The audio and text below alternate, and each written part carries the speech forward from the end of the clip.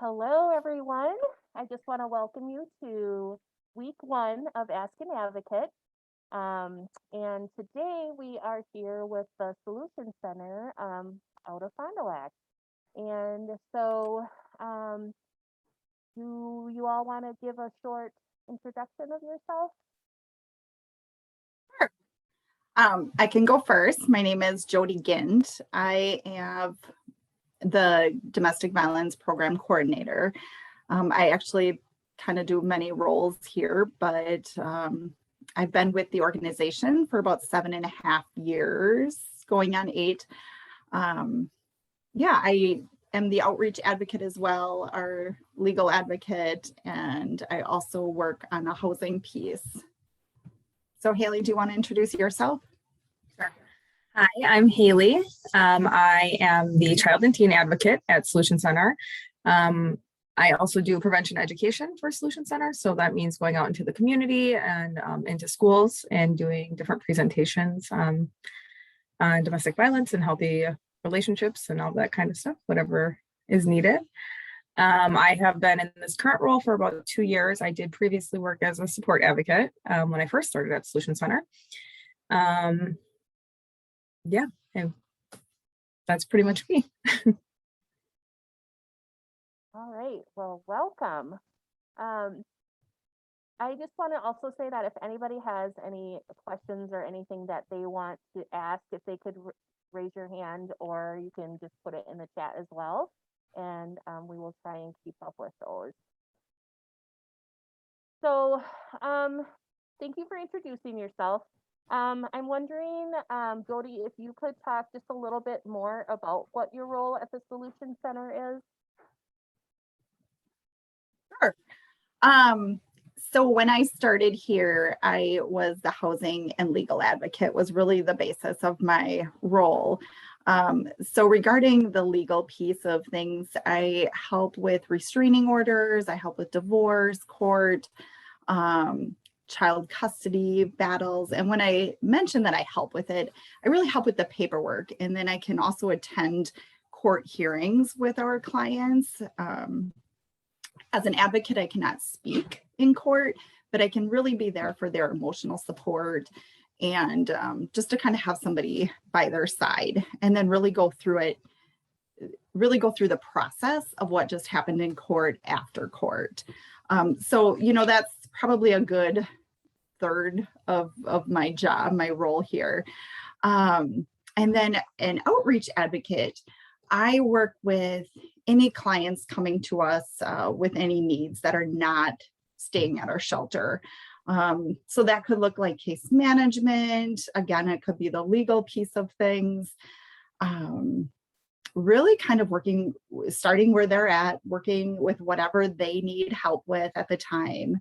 I also do have some funding sources that I oversee and can delegate money out. So I take care of that. And then I'm also the program coordinator. So I oversee the domestic violence program activities up at shelter and just kind of oversee everything that really happens at shelter.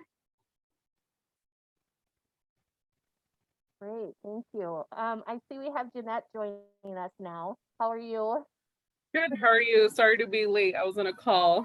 No, that's okay. Did you just want to give us an introduction? And the last question I asked was just to talk about what your role at the center is. So my name is Jeanette Morales.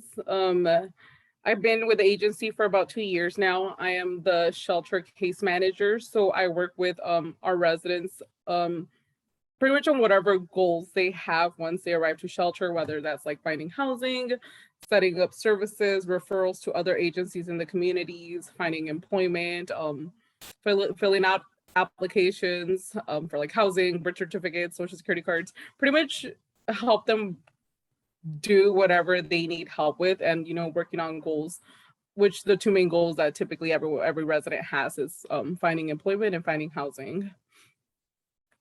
Great, thank you so much.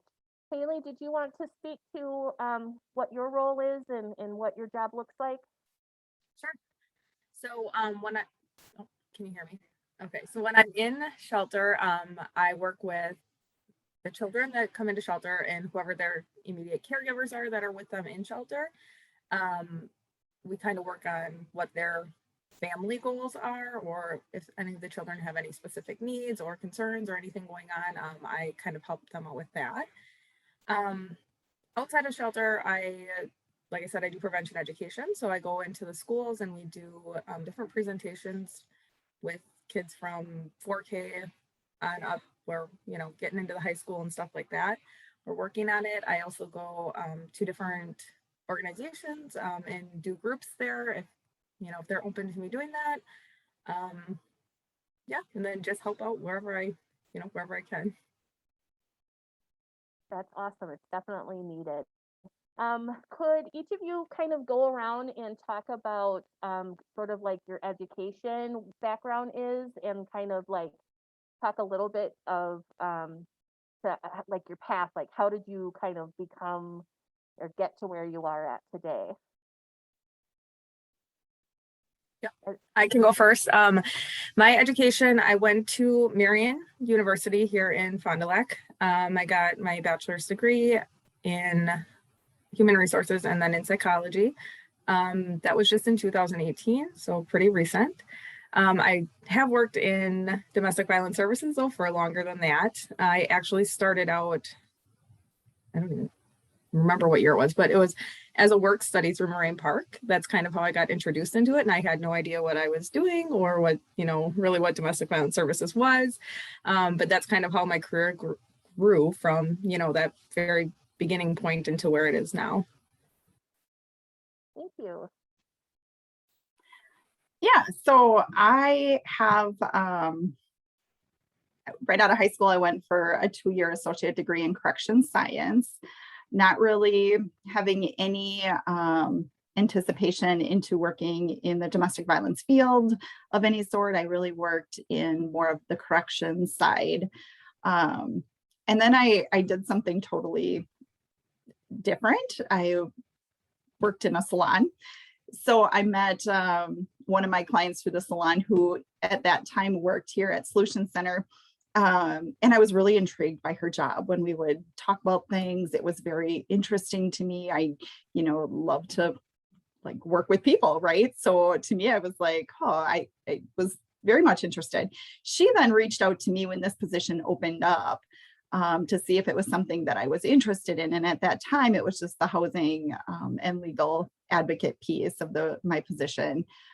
So I interviewed and actually ended up just getting in that way. I would say that it really has the corrections science degree of what I have has nothing really to do with the job that I do.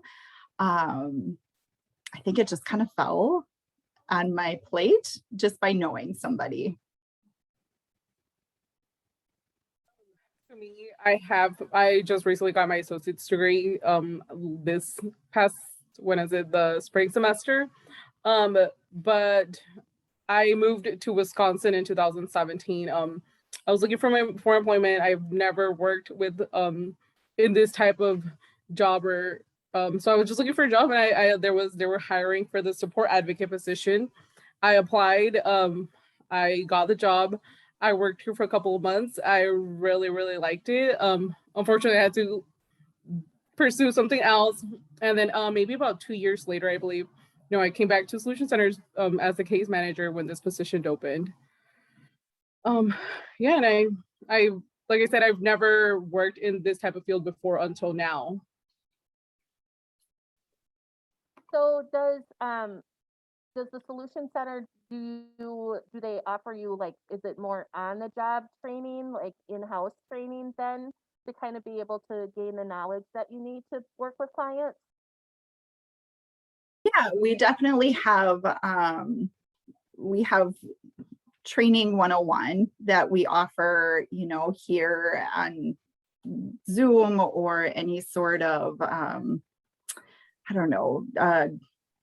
online resources, but then we really promote working on the job, and it kind of does depend upon what position you're at, but really learning once you're there.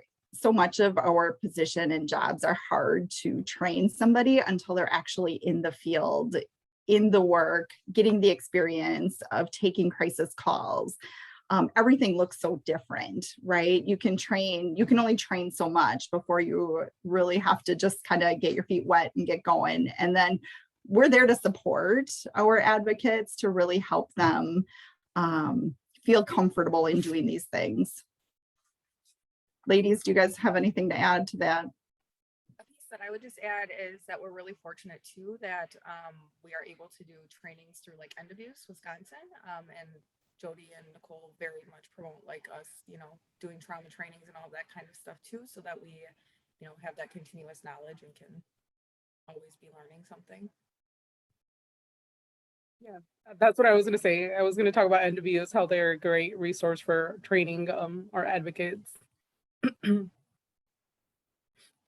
That's really great. It gives you all like an opportunity to really keep up on like the latest and greatest in, what's going on in your area of expertise, I would imagine.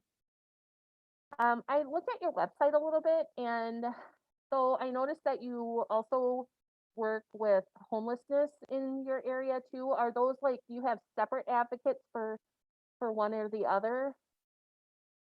So we do have a separate homeless program. The three of us work strictly on the domestic violence side of our agency. We have another shelter that is just homeless. But we see how homelessness and domestic violence go hand in hand. So a lot of times clients come to us and they might present homeless. Well, as we kind of work with them and talk with them, we find, that their homeless situation is really maybe a result of some sort of domestic violence that has happened. And so then they can become our client. If they are strictly just homeless, we do the referral over to the other shelter who works with that piece of our organization.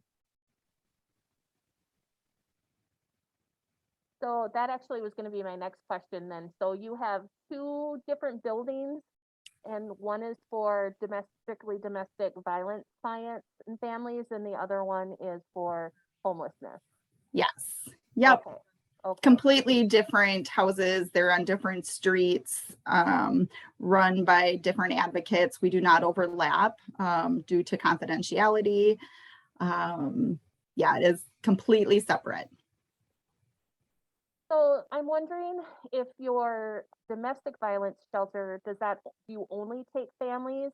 I guess like my question would be like, if there were, let's say, a student on campus who was dealing with relationship violence, would they be able to seek services at your organization, or would you refer them to a partnering organization? Yeah, Jeanette, I'm going to let you handle that. But so we do accept, I think we would accept them if there was, obviously space, and depending on the situation. We do take families, we take single women, we've had men as well. So it's not just a women's or just families, it's everyone that experiences domestic violence, whether that's physical, emotional, verbal, any type of violence. So yeah, like we would definitely try to tell them to reach out to us. If we don't have like the resources or the space available for them, then we do refer them to other agencies or other shelters. I would say that if they do get referred to a different shelter because of space, we would still be able to work with them as an outreach, or, if they decide to not go to a different shelter, if they find a place here in town, we then can still work with them on an outreach. When residents leave our shelter, services don't end. That's where the outreach advocacy comes into place. We hope to continue to connect with them.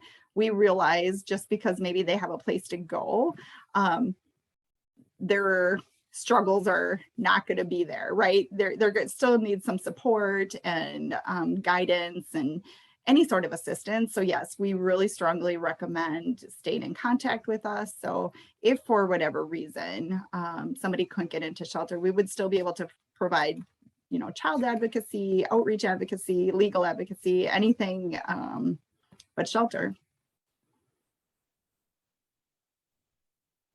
So this question could be for anyone really, but what are some maybe signs that we could look for or we should be looking for folks who are having relationship issues? I guess, like, how can we be a good bystander? Do you want to take that? Did you say Haley? Yeah, I mean, there's definitely a lot of different signs that you can look for healthy and unhealthy relationships. I mean, if you see someone that, you know, is continually being isolated. So like if they had things, especially if it's like a college student, you know, and they're in a relationship and they had friends or things that they enjoyed doing previously, and now all of a sudden they seem just totally disconnected, or like they're only hanging out with their partner. All of their interests have changed to fit into what their partner's interests are. That's definitely a red flag. If you see somebody that's, you know, constantly being controlled, or if they're like, what is the word I want to, not like making fun of them in public, but putting them down in public or just in their personal space, and they, you know, their emotional demeanor kind of changes, that's a red flag.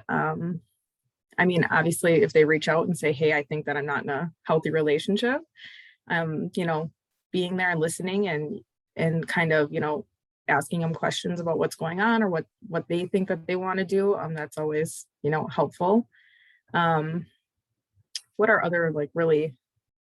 Yeah, Haley, I think you really touched on, I think the most popular one people are going to see amongst friends or colleagues is really the pullback, right? Like we have people that we're used to seeing all the time and doing things with, and then all of a sudden they can't do this, or they're isolated, or they have to even retract from a class. You know, that might be something that a teacher might see. I think that is one of the most common forms we see it in. And I think as a bystander really is listening, right? Listening and believing them, making sure that, you know, they can rely on you to believe their story, and really meeting them non-judgmentally where they're at, right? I think so many times clients and victims come to us, and one of my most important things I like to get across, you know, it's not me making the decisions for you. What I think you should do is not necessarily what's going to be best for you. So really having those conversations with who's ever coming to you. Something, you know, just to add on to that is, you know, just being aware that they may come to you with the same story over and over and over again. And it's, you can say, you know, like, how can I help you? How can I help you? But just being there with them each time that they come to you and talk to you, because eventually they're going to decide at that point in time, like they are ready to leave that relationship. You know, the first time they come to you and talk to you about it, they may not be ready yet, or they may, you know, and that's hard to understand sometimes as a bystander or as an outside person, but just continually being there for them and helping them through that.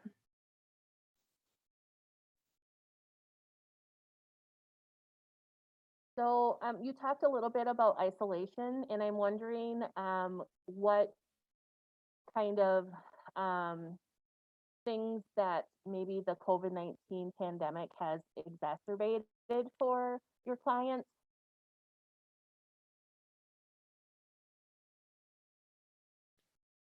I would say, you know, some for like the COVID-19, well, now they're stuck in a home, you know, where if there is abuse or if there is isolation, I mean, they're already like, these victims are already being isolated from, you know, their families, friends. Pretty much the perpetrator is the one that picks and chooses who you have contact with and who you don't.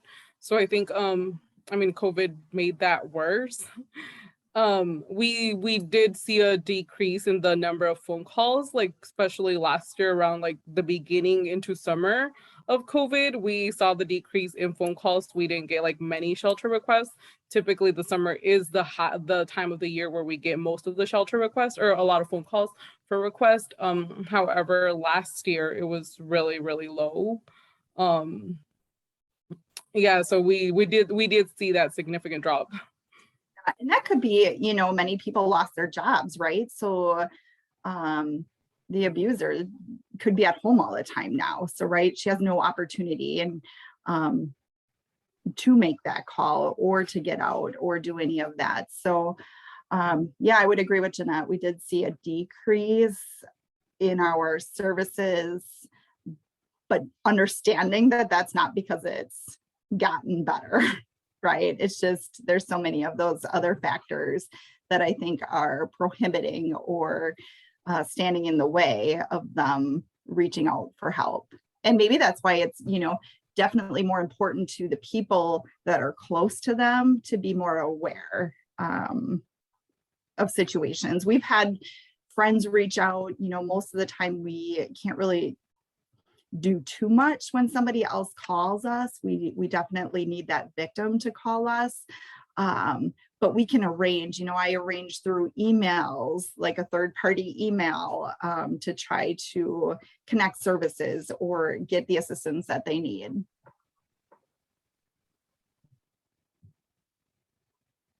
I noticed then that kind of leads into my next question. On your website, it talks about having a plan. So I'm wondering if you want to speak to, and maybe Jeanette, this is your area of what is the plan? What does that entail? What does it look like? So when we do receive like those shelter calls, we ask like, is the perpetrator there? Yes or no? And then we come up with a safety plan.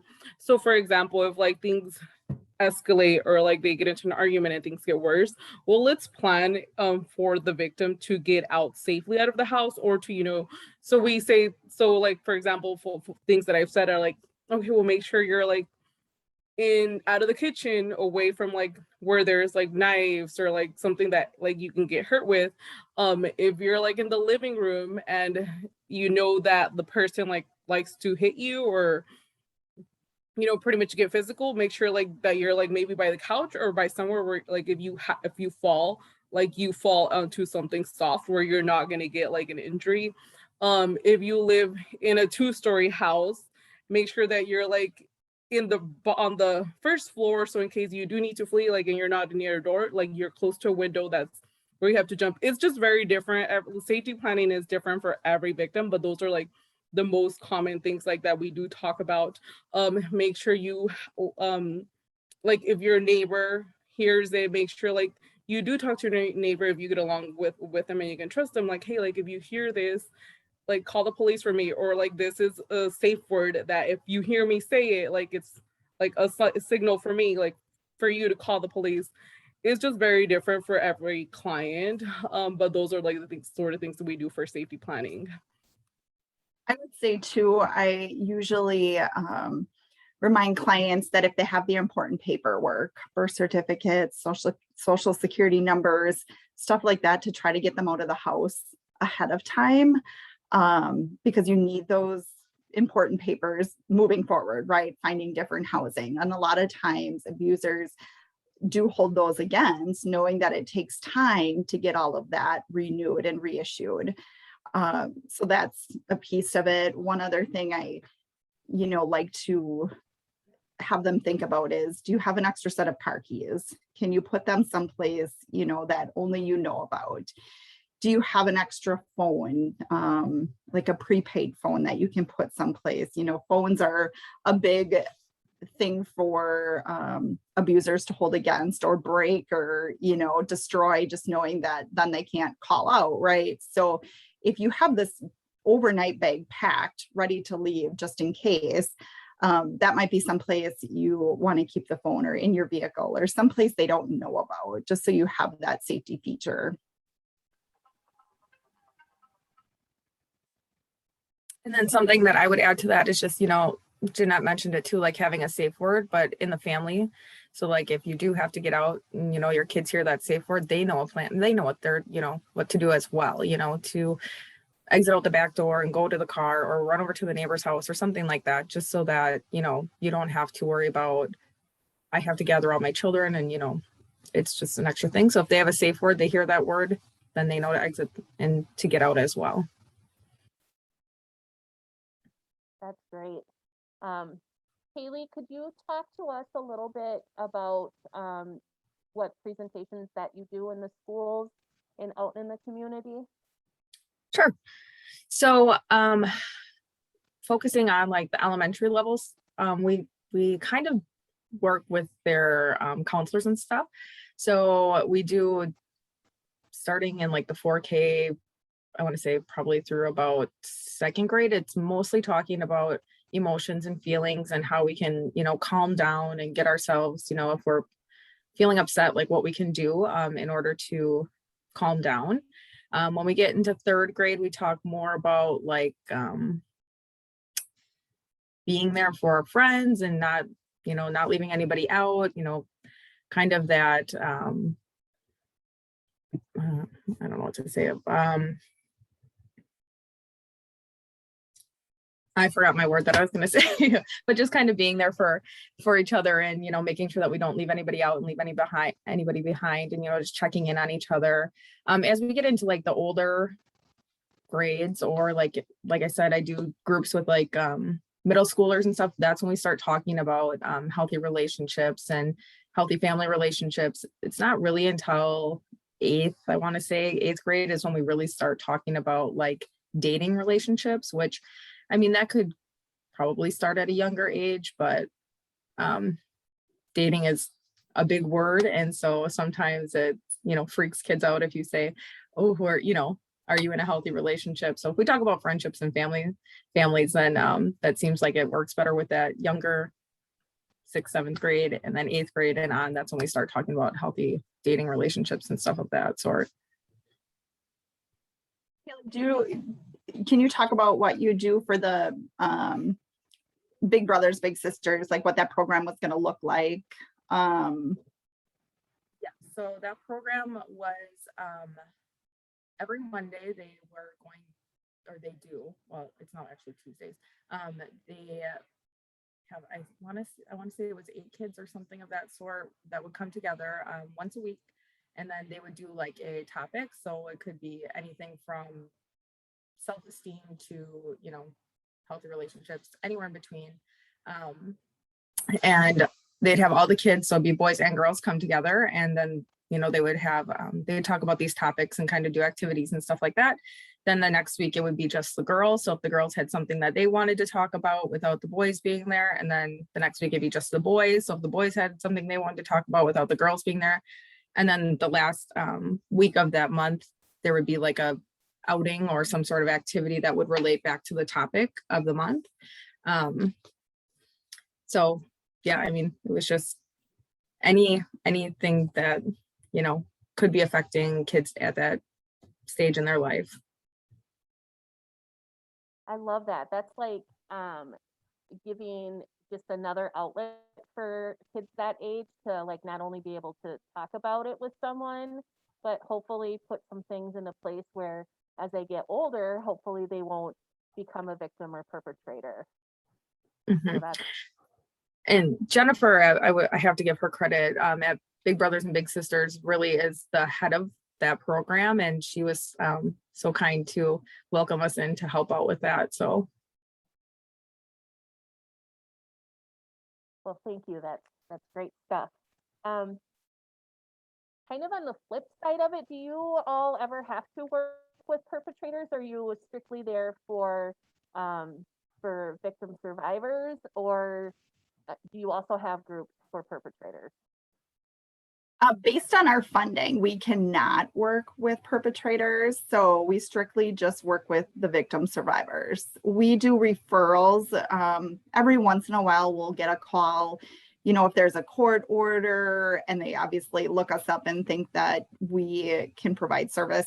That is something the Agnesian Domestic Violence, SSM Health provide.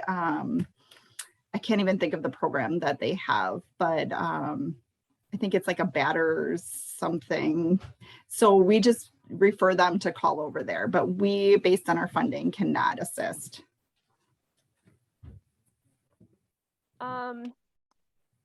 So what do you think are some of the biggest challenges that you all face in your positions?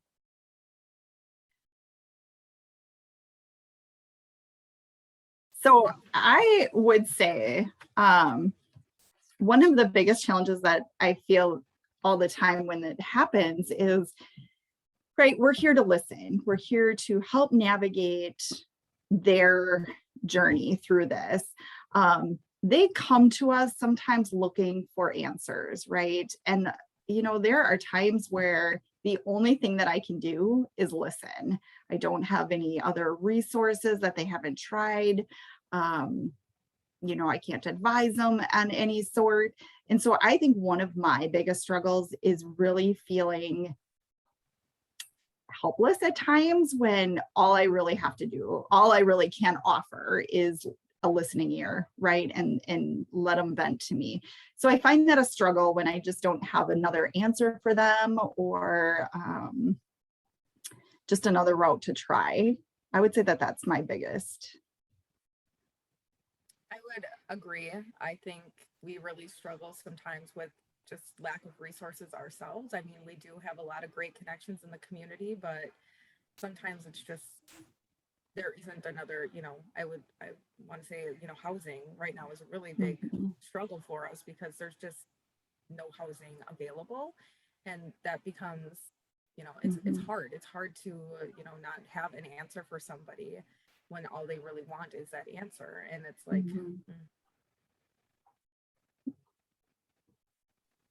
Right. That's got to be tough when you're sitting there with a client and you can't give them what they want, really. So, well, then let's talk about like the joys. Like what's been some really great moments in your job? So being the outreach advocate, I think one of the best things is, right, I get to see them in their own setting. It's not in shelter. They are either in their own home or they've moved out of shelter to their own home. So one of my joys is really seeing them achieve their goals and really make their life in their own setting. Like, it's not any of us directing anything. There's no programming. They are living their life and they are making it work with the support that they have, the network support system that they have, but really being able to see them succeed in their own setting. I would say some of the biggest joys for me personally is when, it's always hard when kids come into shelter, but when they do come into shelter and they're kind of scared or, tucked away in their little shell, but as, they find that shelter is a safe place and they're able to be themselves and they start coming out of their shell and they're, happy and excited. And I don't know, that's always awesome. I mean, to see them go from maybe not feeling so safe to getting back to where they feel safe again. I think that's always an amazing thing. And that's not just with kiddos. I mean, that's with adults too, but with me specifically working with the kids, it always brings me a bunch of joy. That's awesome. Jeanette, we're just talking about some challenges and some joys that your job brings you. So I would say challenges. I think sometimes if our residents, so some of the challenges I guess I should see is like finding housing for some of our residents, depending on their background. If there's like criminal background, that's a barrier. If they have like evictions, that's something hard. It's hard to find housing, especially, I don't know if it's just hard in Fond du Lac or if it's hard in general, but it's hard to find housing with, our survivors that do have like those barriers, and maybe they have like evictions because of like this relationship, or they have a criminal history because of this relationship. And it's definitely hard to find people like to give them the opportunity that they need in order to succeed and get back on their feet and on their own. So that's one of the most challenging parts of my job. Like I said, it's always going to come down to housing. And then the joys, the rewarding part is just, seeing like our residents make it on their own and be on their own and be independent and be like that self-empowerment. And when I get asked this question, there's like a family that always comes to my head. And I could just remember like sitting here talking to her like the first week that she got to shelter, and she's like, I don't know what I'm gonna do. Like, she had 3 kids and she was just crying in my office, like, how am I going to do this on my own? And by the time, like, her shelter stay was coming to an end, she like enrolled for school. She was going to start like on it was a program for like single mothers where they help you like go back to school. She found like her apartment. She pretty much figured it out. And it was just rewarding to see that, like I'm like, remember like that day that you got that first week where you were crying and you didn't know what was going to happen? I'm like, well, it all fell together. Sorry, I have to. I think one other rewarding piece for any of us is really to see residents or past clients come back and share their successes with us, or even reach back out to if there's some small need that they have. Really, that we've built that trust for them to know that they can come back and, ask us or have that conversation with us. I think a personal, like a joy of my own is, I always say, no matter who comes through that door, yes, we are helping them, but I always say that we learn so much from each person that comes through that door. And I mean, they impact our lives in different ways and our jobs in different ways, because sometimes we do learn a different way to navigate through the system or something like that. So, I mean, I think that's awesome too, because we get to learn from each person that we, interact with through our work. Yeah, that's so true. Thank you all for sharing that. My next question is kind of a twofold question.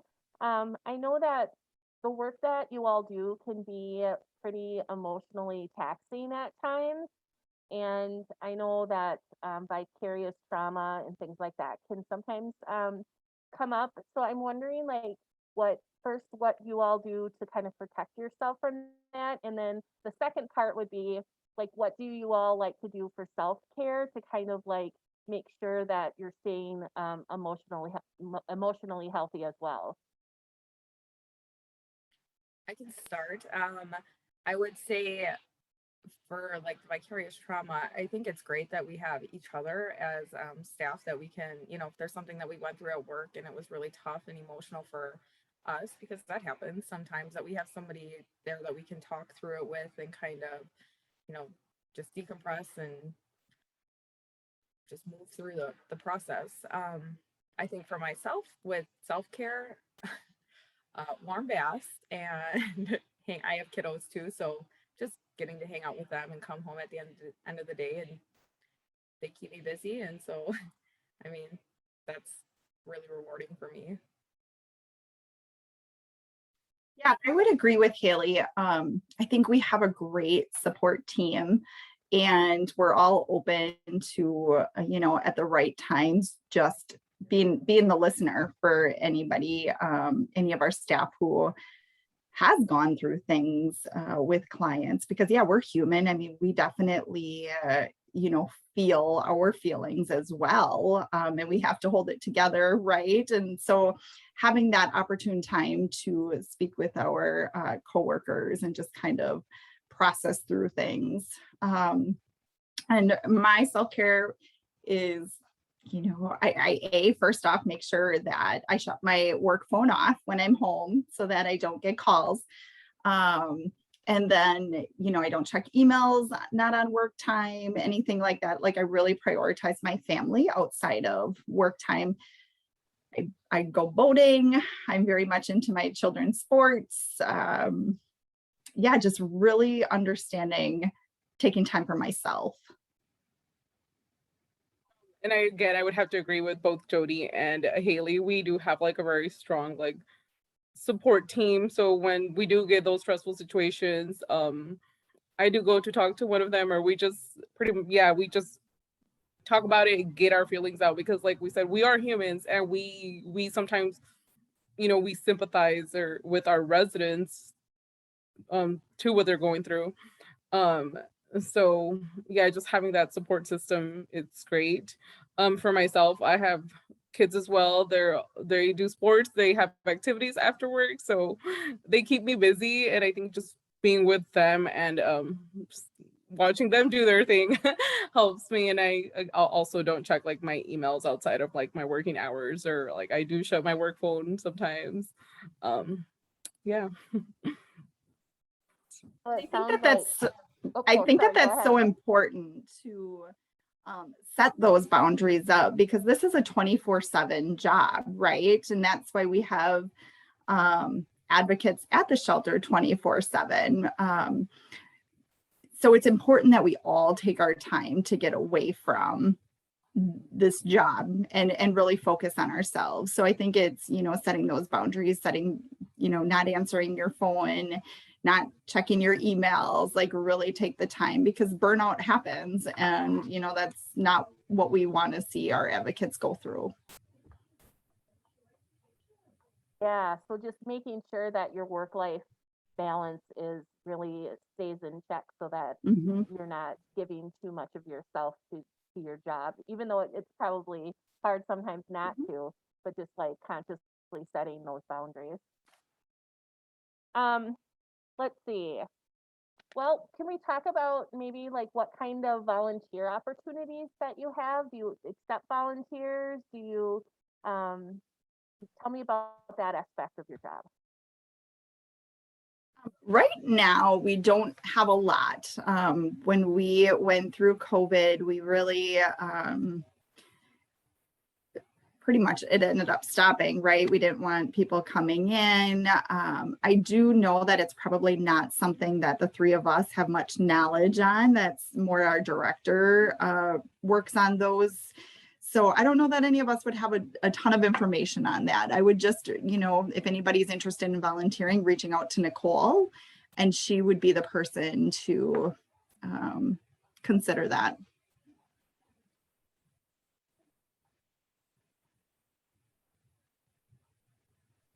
So do you accept donations? Yeah, we definitely do. Lots of times we get donations or people wanting to donate clothes. We only take brand new clothes. We take clothes so that when residents come into shelter, if they are in need of anything, it's usually like sweatpants, t-shirts, leggings, undergarments, stuff like that, so that we can have on hand. We don't have a lot of space. So anytime people want to donate like their used clothes, we really do a referral. We recommend them to take it to St. Vincent de Paul's. We do have a program through them where we send our residents over there, and they do a voucher program. But other than that, we're always wanting to take any hygiene products, any cleaning products, office supplies. If people wanted to donate food, we would obviously take that. You guys, am I missing anything? I don't think so. Like, we don't accept like furniture donations, or like mattress, box springs, things like that. Those big pieces we don't. We if you do want to donate, like we refer that, like take it to St. Vincent de Paul, because St. Vincent de Paul has a program where they can help like residents with furniture once they move out of shelter. We appreciate that community members think of us and want to donate to us. We just don't have the space to store it. Is there a St. Vincent de Paul in Fond du Lac? Is that the one that you're talking about? Yes. Yep.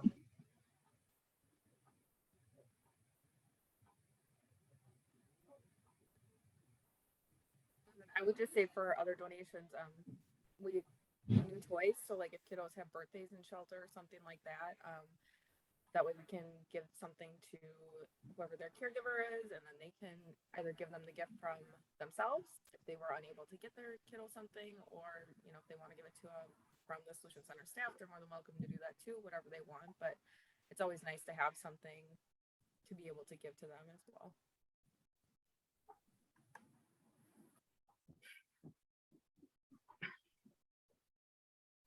Do you have any upcoming events? Like, do you have fundraising events and things like that? We do. We have a prevention event coming up. Actually, it's on Thursday, this upcoming Thursday. It's called Light Up the Night. Usually it's a walk. This year we're doing something a little different. We're going to have different like large chalkboards set up in the terrace area of downtown Fond du Lac. And then I believe we're setting up the silhouettes and everything still. It's just kind of a representation of individuals who have gone through domestic violence situations. It's more so, like I said, a prevention event. It's not really a fundraiser. We were and still are doing purple light bulbs. So if anybody in the community wants to pick up a purple light bulb, they're more than welcome to. And then to have that shining as their porch light for the month of October. I almost said the wrong month, sorry. And then what else? Fundraising isn't really my thing, so yeah. So, and it's really not mine either. That definitely is more Nicole, but we do have dueling pianos coming up this Friday. So if anybody was still interested, I know that there's seats still available. They probably can contact Solution Center, ask for Nicole, and get more information on that. We also do the monthly gift baskets. I don't know a lot about it, but we it's like, oh, what is it? An auction. No, it's not an auction. Do you know what I'm talking about, Jody? Yeah. So on Facebook, we have sponsored once a month, and there's a basket. So oh, it's definitely not our but they're doing bidding, so you can go on our page, you look at it, you bid to see, you know, if you want that basket, and then at the end of the month they take the highest bid, and that's who gets that basket. I believe that was our fundraiser that we used to have for was it Persapalooza, or now it's just a basket that kind of resembles each month or time of year, and they can go online and bid on it. That's pretty cool. So you mentioned Facebook. What other ways can folks get into contact with you? Yeah, I mean, they can definitely email us. They can give us a call. Facebook.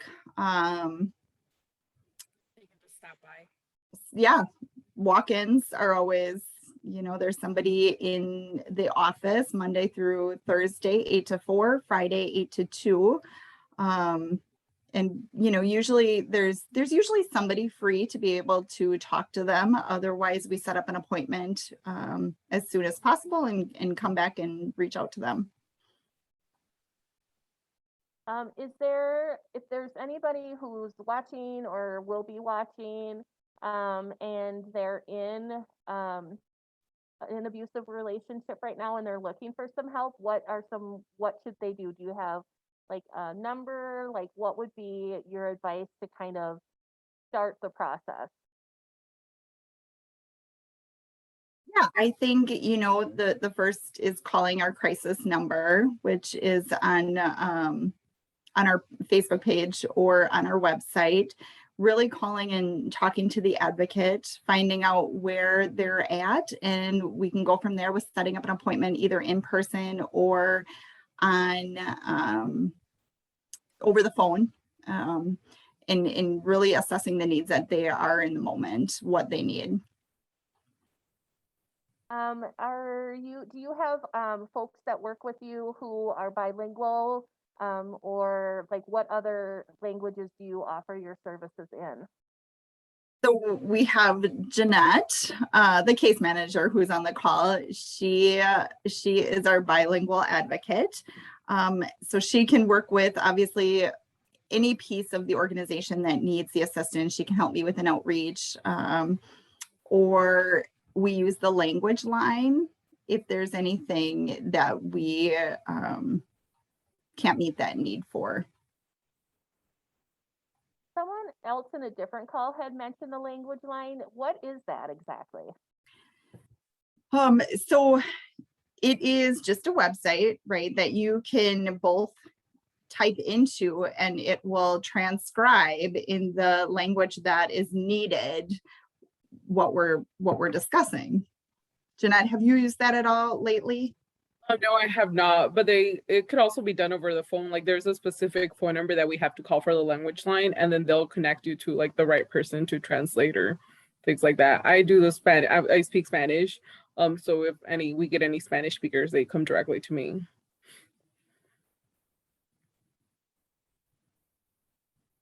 Okay, so we have about 9 or so minutes left. I just want to open it up to anybody else on the meeting here. If they have any questions, you can either raise your hand, unmute yourself, or put it in the chat. Don't be shy.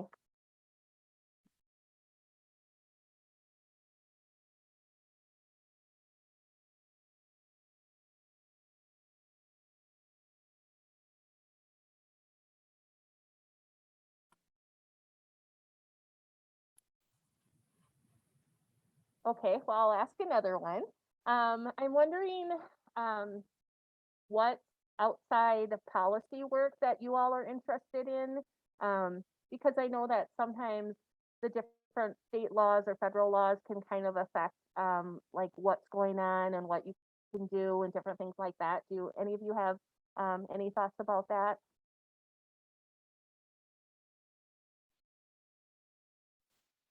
I'm sorry, can you repeat the question?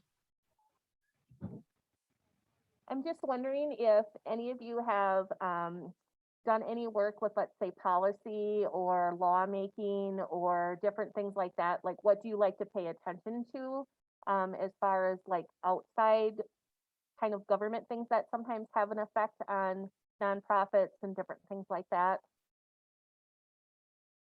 I mean, I personally don't have a lot of involvement in like policy and policy change. I mean, we get updates through NWS all the time on different things that are going on. I guess one of the most recent ones would maybe be Marcy's Law, would you think? Yeah. And I don't know that we had much, we didn't have any, real say any more than, anybody else in the community had with it. But yeah, I don't think either any of us have really had much to do with any policy or any changes. In what ways do you as advocates interact with the healthcare system? Like, do you work with emergency rooms or other outside agencies that might refer folks to you?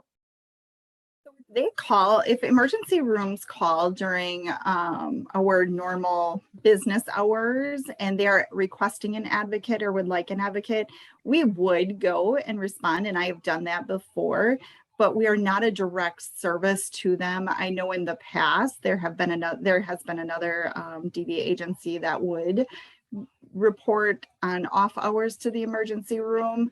I don't believe that happens anymore. I think there's just maybe a lack of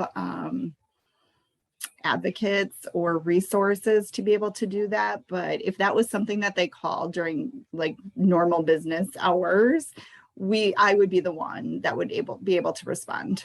So I mean, they're always available. I mean, we always have the crisis line available. Yep. So if somebody does need to talk, they're more than welcome to call and talk to an advocate because there's somebody there 24 hours a day.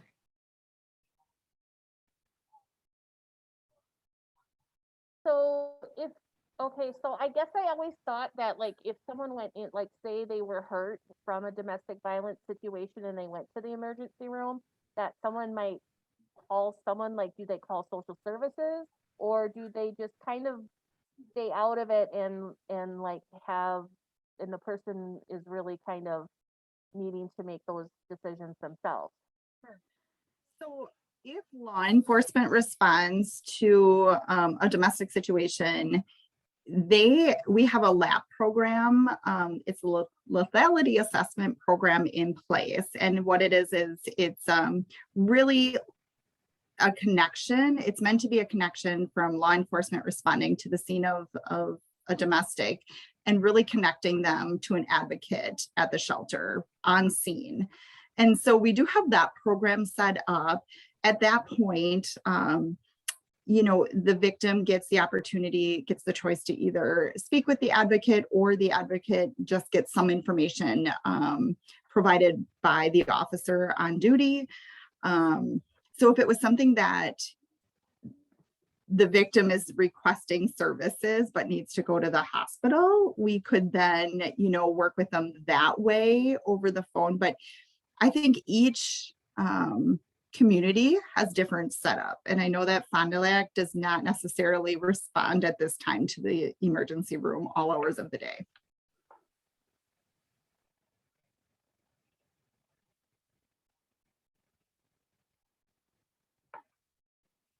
Is there anything else that any of you would like to add to our conversation?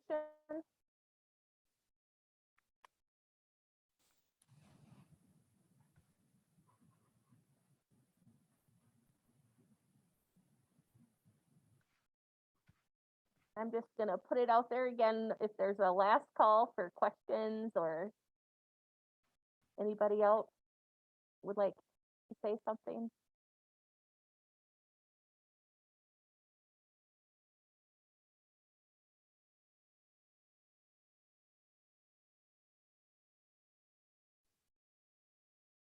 All right, well, I guess we could end a little bit early, but I just really want to say thank you, Jody and Haley and Jeanette, for coming.